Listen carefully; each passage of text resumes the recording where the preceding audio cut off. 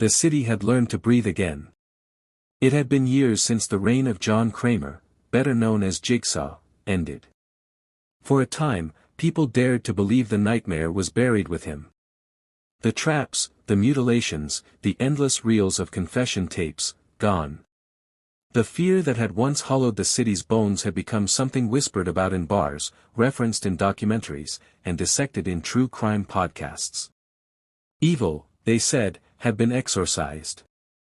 But evil doesn't die. It evolves. Detective Laura Hayes leaned against her unmarked car, staring at the flickering neon of a diner across the street. It was nearly midnight. Rain fell in sheets, the type of heavy storm that blurred city lights into bleeding smears of red and gold. She had been called to the scene 30 minutes ago. The case that had landed in her lap was something she couldn't yet put into words, not without her throat tightening. Inside the diner, 6 people were dead. Their bodies weren't simply killed, they were arranged. Every one of them sat in a booth, upright, faces locked in expressions of frozen agony. Metal clamps held their jaws open as if forcing silent screams.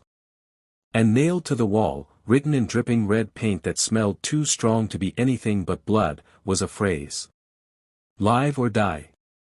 Make your choice. The words burned themselves into Hayes's mind.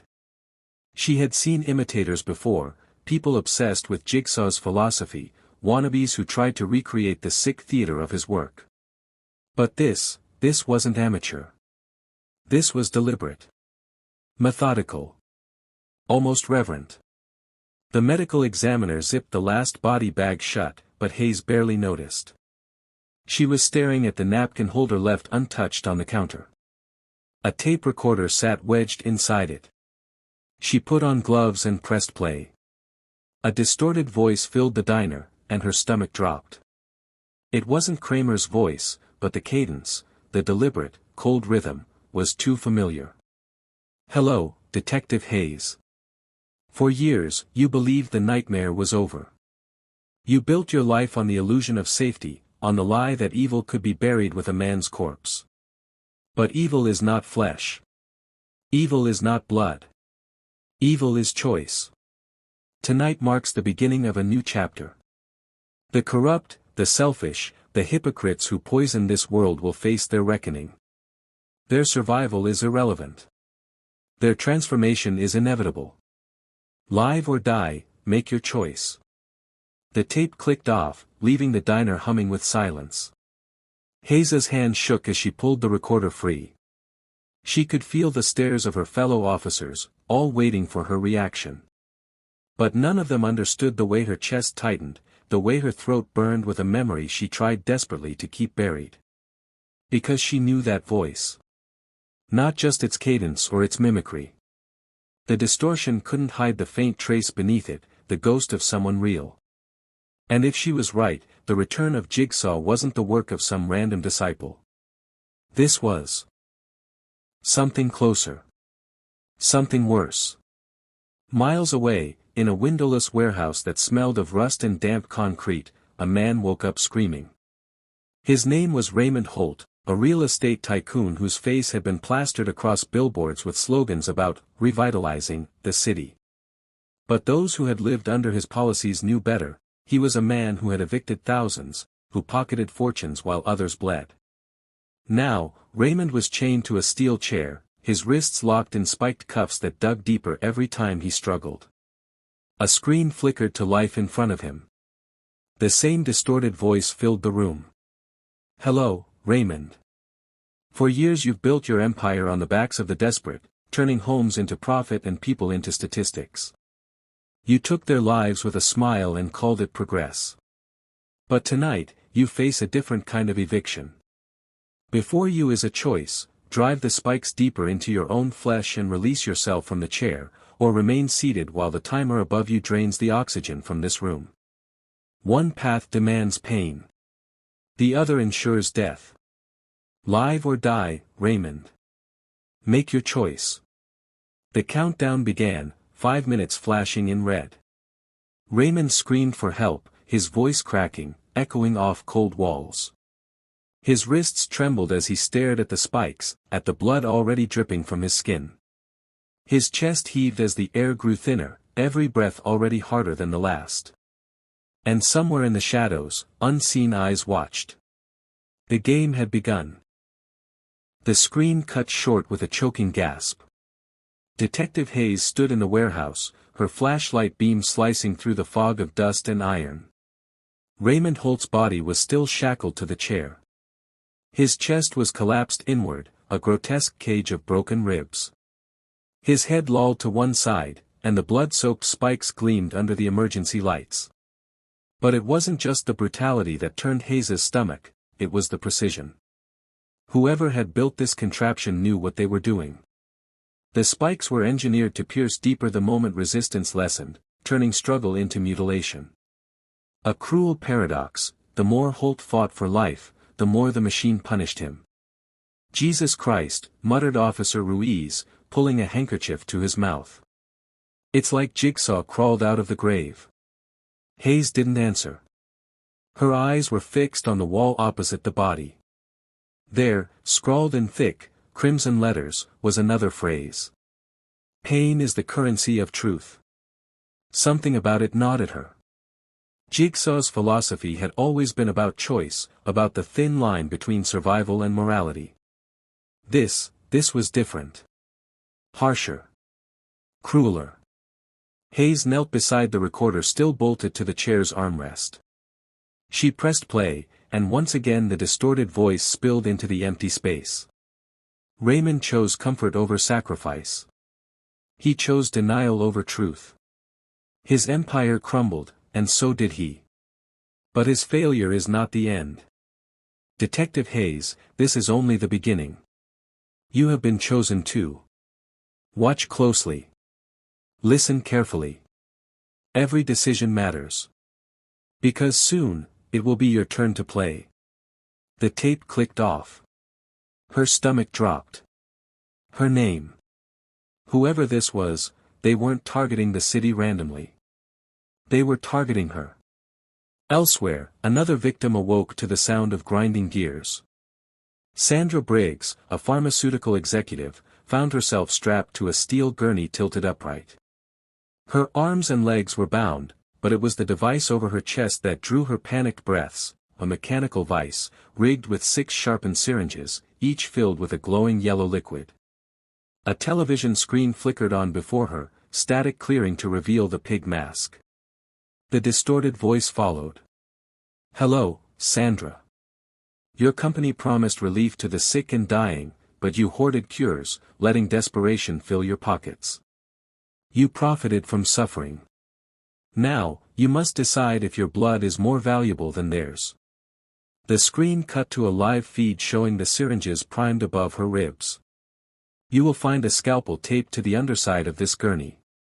To free yourself, you must make an incision over your chest and cut away the tissue until you expose the key embedded near your sternum.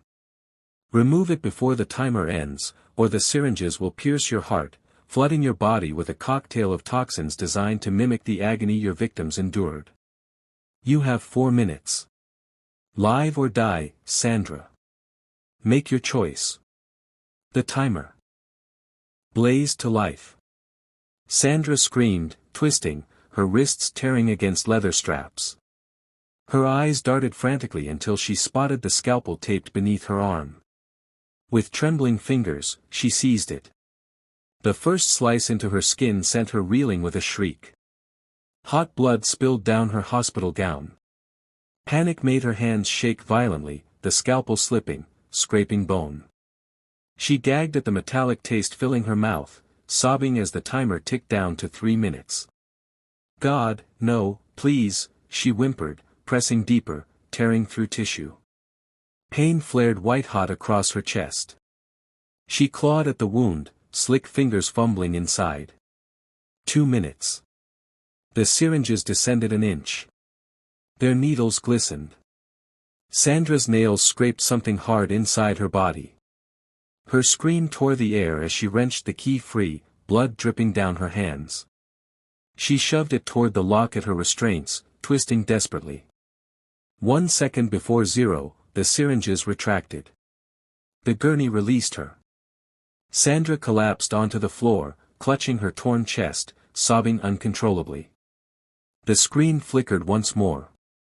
Congratulations, Sandra. You are reborn. But survival does not equal innocence. The scars you bear are only the beginning. Others will see them, and they will know what you chose to become. The feed cut. Sandra lay weeping in a pool of her own blood, the sound of grinding gears fading into silence. Detective Hayes slammed her hands against the evidence board in her office hours later. Photos of Holt's mutilated body and Sandra's trap were pinned side by side. The threads of red yarn were thin, but one thing was clear: these weren't random victims. Someone was hand-picking them, corrupt figures with power, hidden sins, and dark legacies. But the taunts aimed at her haunted Hayes more than the blood.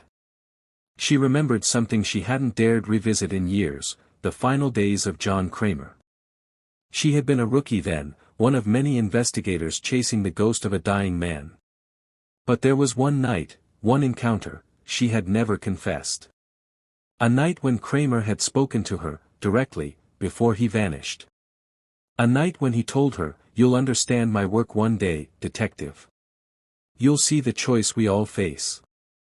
Hayes sat in the silence of her office, the rain tapping against the windows, her reflection pale and broken in the glass. And then she whispered to herself, trembling. "What if I already know who's doing this?" Detective Hayes couldn't sleep. Her apartment was quiet, but it was the kind of quiet that pressed against her ears, heavy and suffocating. Every tick of the wall clock made her twitch. She kept replaying the tape recorder in her mind, hearing the distortion, peeling back the layers of static until she swore she could hear the raw human voice beneath. She lit a cigarette, her hands trembling. The rain outside hadn't stopped since Holt's body was found. It felt like the city itself was drowning. On her coffee table lay an old, worn file she hadn't touched in years, the jigsaw case. Kramer's face stared back at her from the photograph clipped to the first page, hollow eyes, sunken cheeks, the look of a man who'd already died once before his body caught up. Hayes remembered the night vividly.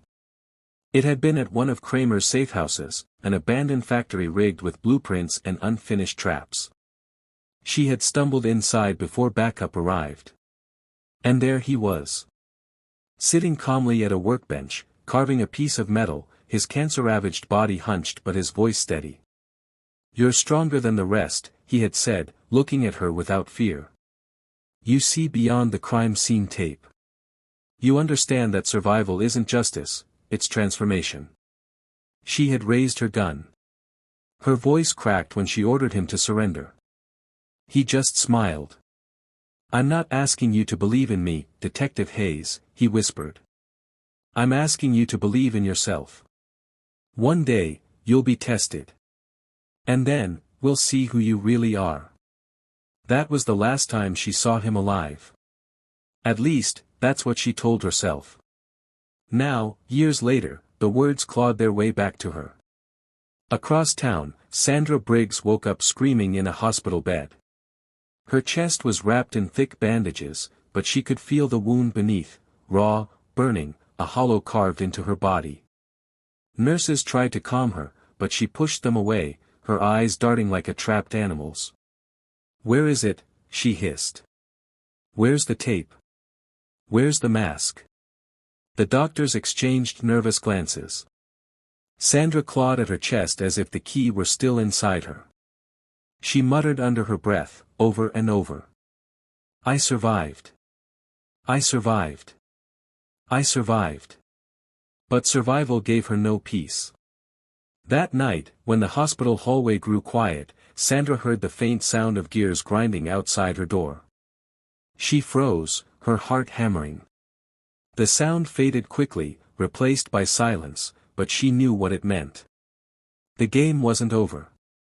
At the precinct, Hayes met with Captain Danner, who was visibly rattled. "You're telling me this isn't a copycat?" he asked, running a hand through his thinning hair. "No," Hayes said firmly. "These traps, these recordings, they're too intricate. Too personal. Whoever's behind this isn't just copying Jigsaw. They're carrying on his philosophy. And they know me. Danner frowned. Know you how? Hayes hesitated, then leaned forward. I spoke to Kramer. Before he died. The room fell silent.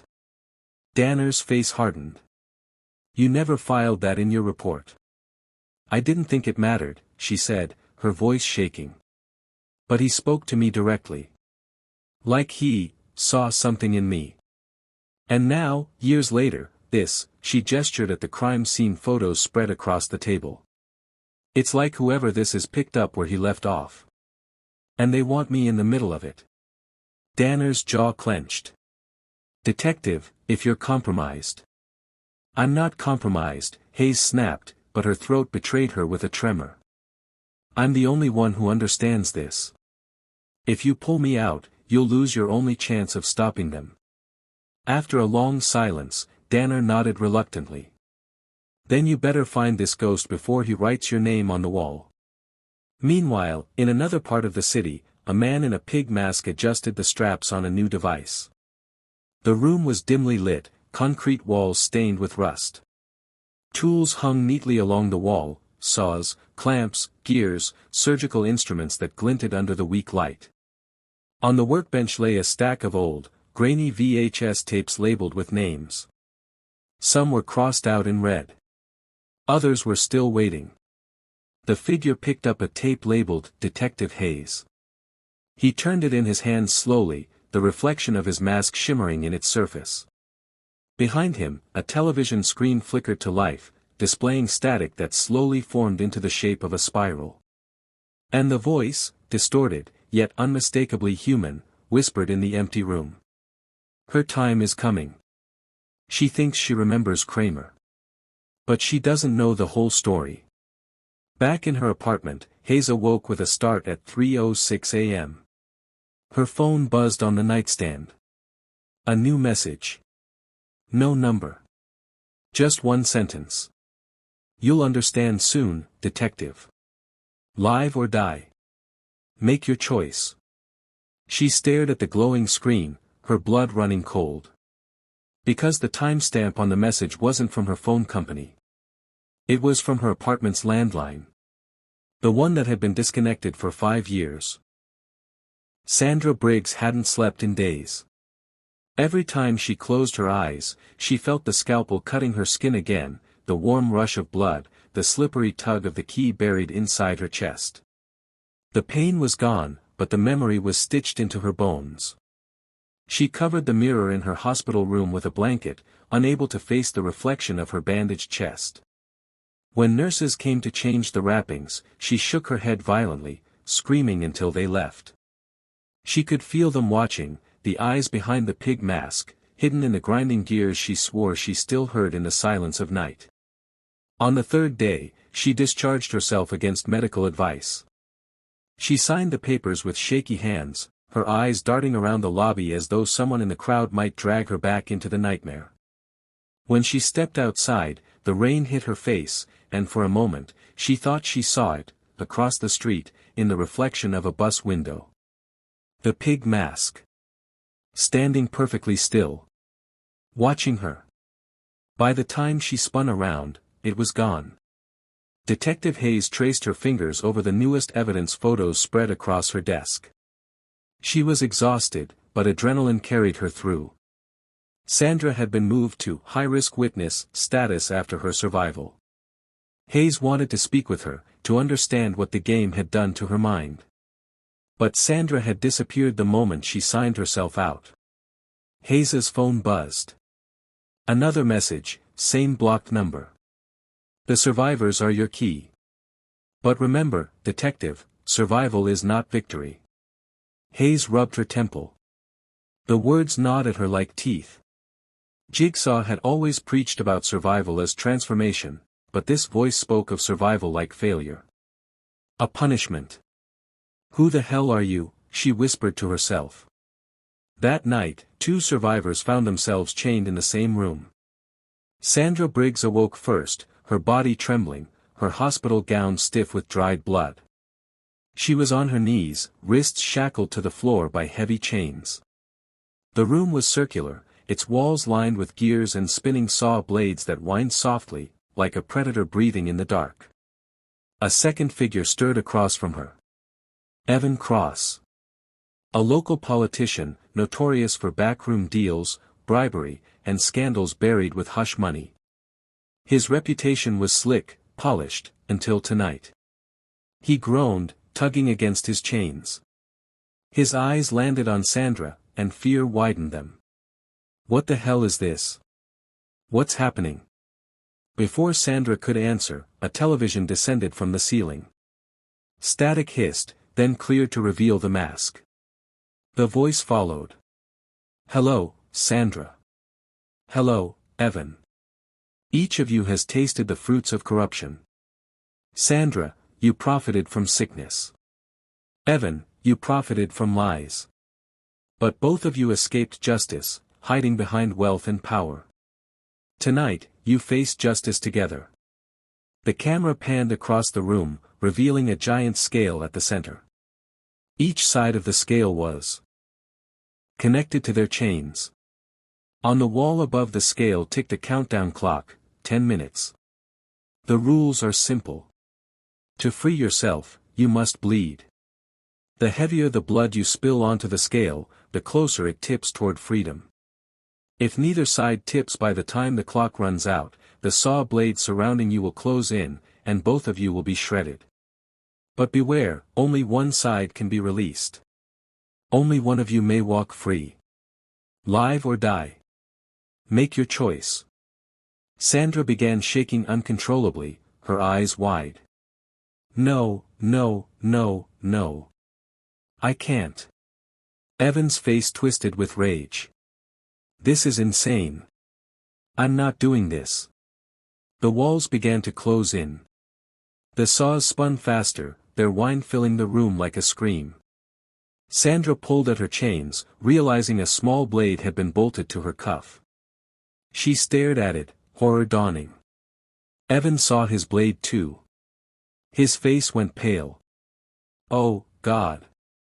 The clock ticked down. 9 minutes. Sandra screamed, clutching the blade in trembling hands, hovering it over her arm. I already survived once. I can't do it again. I won't. Evan snarled. You think I'm going to bleed out for you? No chance. He pressed the blade to his palm, slicing shallowly, letting blood drip onto the plate of the scale. It barely moved. The walls closed another inch. Sandra's breathing quickened. Tears poured down her cheeks. She raised the blade high, then drove it into her forearm. Blood gushed, dripping rapidly onto the scale. The machine groaned as the weight shifted.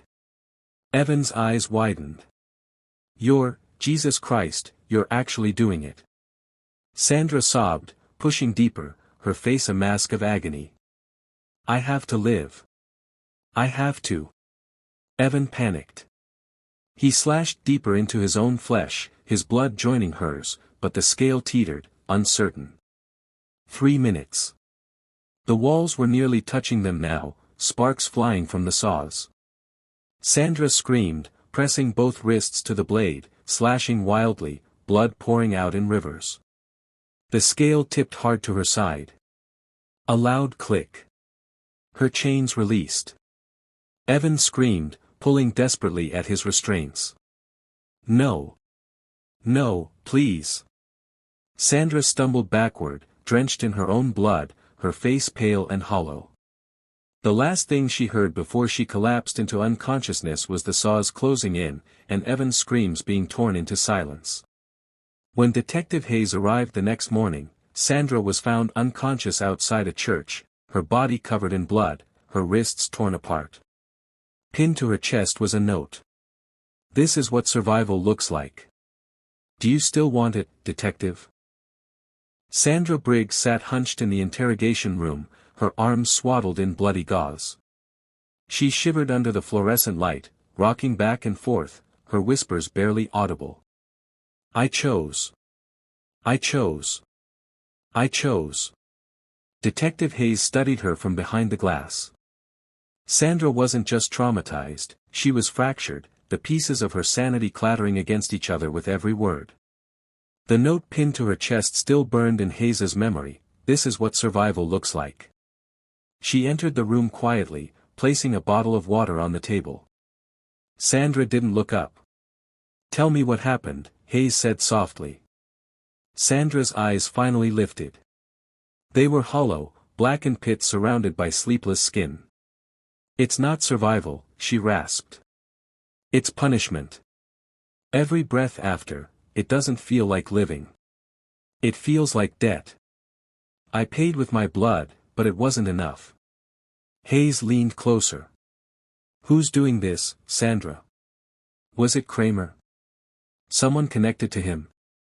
Sandra's lips trembled. She leaned forward suddenly, gripping Hayes's wrist with trembling fingers. "They said your name." Her voice cracked. "They said you were chosen too." Hayes froze. Sandra's eyes welled with tears. "You don't understand. It's not about us. It's about him. Whoever's behind this, they're closer to Jigsaw than anyone knows. And they won't stop until you bleed too." Sandra collapsed against the table, sobbing uncontrollably. Hayes pulled her hand free, her pulse thundering in her ears. Later that night, Hayes sat alone in her office, staring at the old Jigsaw files. She kept circling the same detail, Kramer's obsession with legacy. His belief that his work had to continue even after death. He had followers, disciples, imitators. But this felt different. This felt intimate. Her phone buzzed. Another message. "The past you buried is the key. Look closer." Attached was a photo. Grainy, black and white. It showed Hayes herself, years younger, standing inside Kramer's factory the night she found him. She was pointing a gun at him. He was seated at his workbench, staring calmly back at her. No one else had been there. No one. Her blood ran cold. Miles away, in the bowels of an abandoned power plant, another game began. Eleanor Shaw, a corporate attorney known for defending abusive companies, awoke strapped to a metal table. Her wrists and ankles were shackled, her head locked into a vice that pressed two steel rods against her temples. Above her, a pendulum blade swung slowly, dripping oil, its edge gleaming with surgical sharpness. The television screen descended. The mask appeared.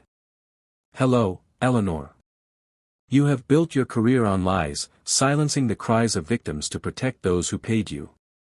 You valued profit over justice. Tonight, you will learn the cost of truth." The voice paused. "The device on your head will pierce your skull in 60 seconds unless you speak the truth. Before you is a microphone. For every confession of your corruption, the pendulum will rise. Lie, and it will fall faster. Tell the truth, or be cut open by the weight of your own silence. Live or die, Eleanor. Make your choice."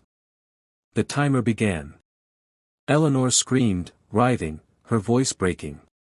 I did what I had to. I was just doing my job." The pendulum dipped lower, kissing the air above her chest. "No. Please. I hid evidence. I destroyed files to protect clients. I knew people would suffer and I didn't care." The pendulum jerked upward slightly. Her breath came in ragged sobs. "I stole money. I blackmailed witnesses. I let a rapist walk free because his father paid me." The pendulum rose higher, but the rods pressed tighter against her temples, grinding into her skull. Blood dripped down her face. "Stop. Please stop. I'll tell everything. Everything," she wailed. "I am a liar. A monster. I don't deserve." The clock hit 0. The pendulum snapped down. The scream ended in a wet crunch. Silence followed, broken only by the steady dripping of blood onto steel. The next morning, Hayes stood in the plant with her flashlight. Eleanor's remains were being bagged by the coroner. The confession microphone still sat on the table, its tape filled with horrors that would destroy reputations if ever released. Hayes touched the blood-stained steel and whispered, "This isn't justice. It's annihilation." Behind her, Ruiz approached, pale and shaken. "Detective, you need to hear this." He handed her a new tape, recovered from the site. Hayes pressed play. The distorted voice filled the air. "You see now, detective. Justice isn't blind. It's cruel. Kramer planted a seed. But seeds grow roots. His legacy was not left to strangers. It was left to family. And blood remembers." The tape ended with a single sound, the faint wheezing cough of John Kramer himself. Hayes's knees buckled. Her mind screamed denial, but deep down, she knew what she had just heard. This wasn't just a disciple. This was kin. Detective Hayes's hands trembled as she replayed the tape. Each time, she hoped the cough at the end would disappear, dissolve into static. But it didn't. It was John Kramer's cough. That dry, rasping sound she'd heard years ago in that factory, when his body was already losing the war against cancer. She had nightmares about that cough, the way it lingered like smoke. But the tape's words were worse. Family. Blood remembers. She flipped through Kramer's old file, her pen scratching circles around the section labeled personal life. His wife, Jill Tuck, was well documented. Their tragic miscarriage. Their divorce. Jill's later involvement in the case. But nowhere did it mention a child. And yet, as Hayes stared at the grainy photograph of Kramer in his workshop, her gut whispered what her mind refused to believe. If blood remembers, then the games weren't over because his blood still walked among them. Sandra Briggs sat in her apartment, the blinds drawn tight, her skin pale as parchment. Her bandages were soaked through. She didn't care. She had a kitchen knife clutched in her hand, her eyes fixed on the doorway. She heard the gears again. The low grinding echo, as though the walls themselves were machinery waiting to close in.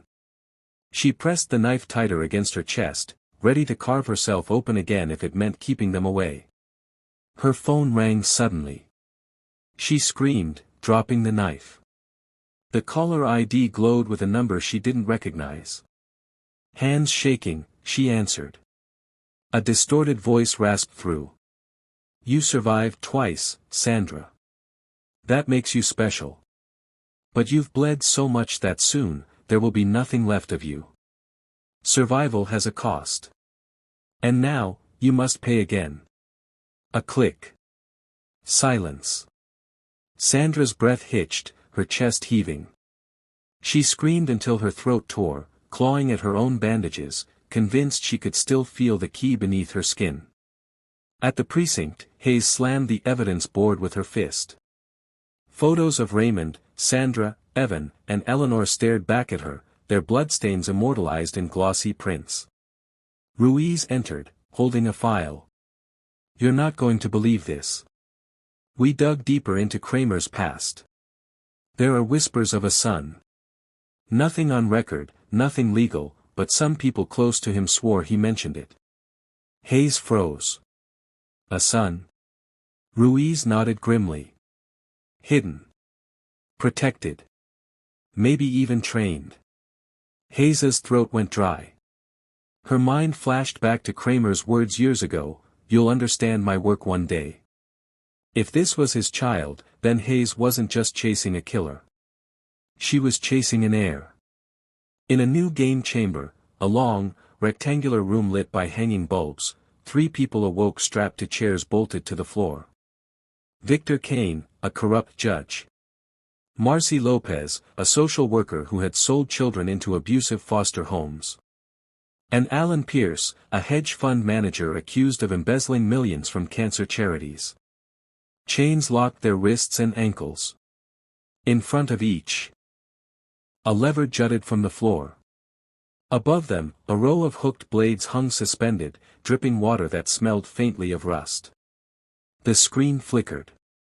The pig mask appeared. "Hello, Victor. Hello, Marcy. Hello, Alan. Each of you has wielded power to destroy lives. Tonight, you will learn the weight of that power." The voice paused, deliberate. "Before each of you is a lever. If one of you pulls your lever, the hooks above will fall, piercing the bodies of the other two. That sacrifice will release the survivor. If no one pulls, the floor beneath you will collapse, and all three of you will hang from the blades until your bodies give way. You have 10 minutes. Choose who lives. Or choose to die together." The timer started. Victor screamed, tugging at his chains. "This is insane." Alan's face twisted. "If we all refuse, we all die. Someone has to choose." Marcy sobbed uncontrollably, shaking her head. "I can't, please, I can't." 9 minutes. Alan's eyes darted. He reached for his lever, then hesitated. "I don't want to die." Victor bared his teeth. "You bastard." He lunged against his chains, trying to stop him. 8 minutes. Marcy's sobs became hysterical. We could wait. Maybe it's a trick." The hooks above swayed gently, the water dripping faster. 7 minutes. Alan's hand gripped the lever. "I'm sorry." Marcy shrieked. "No. Don't." The room echoed with the sound of steel slamming. The hooks dropped. Marcy and Victor screamed as the blades tore through their bodies, impaling them into their chairs. Blood sprayed across the floor. Alan's chains released. He collapsed to the ground, sobbing, covered in their blood. The screen flickered once more. "Congratulations, Alan. You chose life. But your life now belongs to me." The lights cut out. Hours later, Hayes stood in the chamber, the blood still fresh on the walls. The officers were silent as Alan's name was added to the list of survivors. Hayes stared at the hooks, at the levers, at the carnage. She whispered to herself, almost without realizing, "This isn't about killing. It's about recruiting." The night pressed heavy on the city. Rain tapped against the precinct's windows, a steady rhythm like a countdown Hayes couldn't silence. She hadn't slept in days, her veins running on caffeine and fear. Every lead had spiraled into carnage. Every survivor was less a victory and more another piece of the puzzle she couldn't see. And now she knew the truth. John Kramer's bloodline lived. Sandra Briggs stumbled barefoot through the alley, her hospital gown clinging to her body. Her skin was pallid, stitched with scars that burned beneath the rain. She spoke to herself in broken fragments. "They want me. Always want me. Keys, hooks, choices." Her knife was still in her hand, dried blood coating the blade. Her eyes darted to every shadow, convinced the walls breathed, the asphalt pulsed, and that any second she'd be pulled back into the machine. When she saw the door, rusted, red-stained, marked with the painted spiral of Billy the puppet, she didn't hesitate. She staggered inside, the door creaking shut behind her. Detective Hayes and Ruiz drove in silence, following the signal from Sandra's phone. It had pinged one last time, near the industrial sector where Kramer once built his playground of death. "Feels like déjà vu," Ruiz muttered, his voice tight. Hayes's knuckles whitened on the wheel. "No. Déjà vu implies something ends. This never ended." The warehouse loomed ahead. A skeletal building, its windows black, its walls scarred with graffiti. They entered with guns drawn. The smell hit first, copper, rot, oil. Then the sound, the hum of machines hidden in the dark. Sandra awoke strapped upright, her arms outstretched, wrists cuffed to steel beams. The knife she carried lay at her feet, taunting her. A light flickered on. Across the room, another figure stirred, Detective Hayes, yanked off her feet, a shackle locking around her ankle. Ruiz lay motionless on the floor nearby, blood pooling beneath his head. A monitor clicked alive. The puppet appeared, its painted grin wide. "Hello, Sandra. Hello, Detective Hayes. Tonight, you are bound not by chains, but by truth. Sandra, you are living proof that survival can destroy the soul. You've carved yourself, bled yourself, yet you still live. But life has no meaning if you only run from it. Detective Hayes, you've hunted me, hunted the shadow of my work, yet you never asked the question that matters most. Why do I choose them? Why do I choose you? Because blood remembers. And blood does not forget its purpose." The screen fizzled. And from the shadows, a man stepped forward. Young, lean, but with Kramer's eyes, cold, calculating, merciless.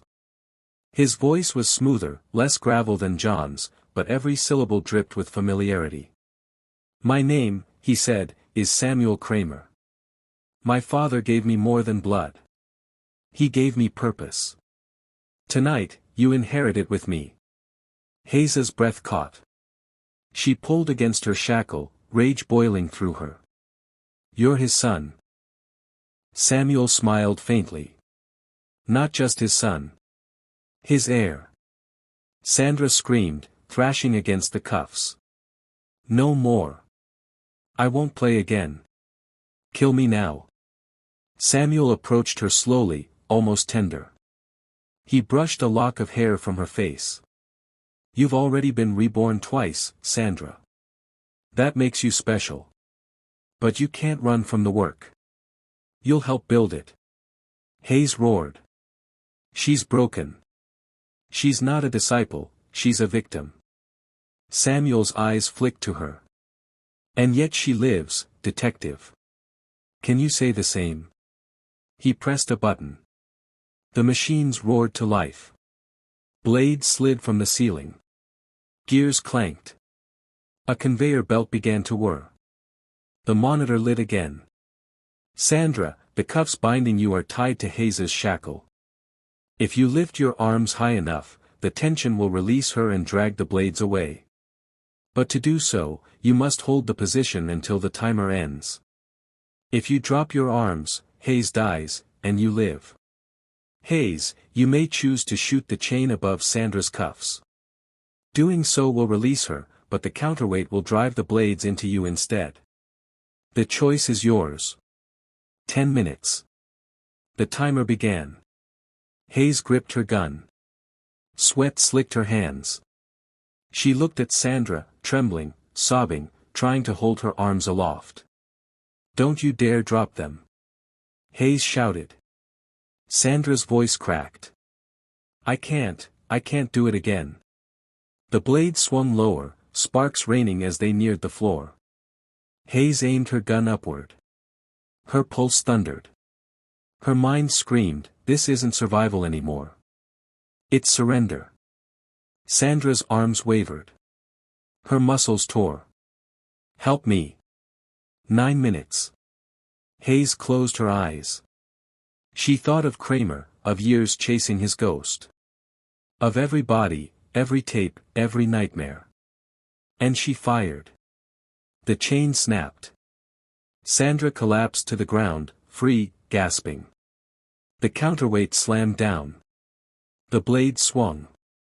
And Hayes was split open, the steel cleaving her body in two. Blood sprayed across Sandra's face. She screamed, not from pain, but from the realization that she was alive again, alive when she shouldn't be. Samuel stepped forward, his voice soft with satisfaction. "Congratulations, Sandra. You've just made your choice." The monitor clicked on one last time. Samuel stared into the camera, his father's legacy burning in his eyes. "Evil doesn't die. It evolves. My father tested the will to live. I will test the will to serve. Those who survive will not walk away, they will build what comes next. And soon, the world will understand, survival is not victory. It is obedience." The screen went black. The hum of machines lingered. And Sandra, drenched in Hayes's blood, began to laugh, a broken, hollow laugh that echoed through the chamber, a laugh that sounded like it belonged to Jigsaw himself. End of Saw 11.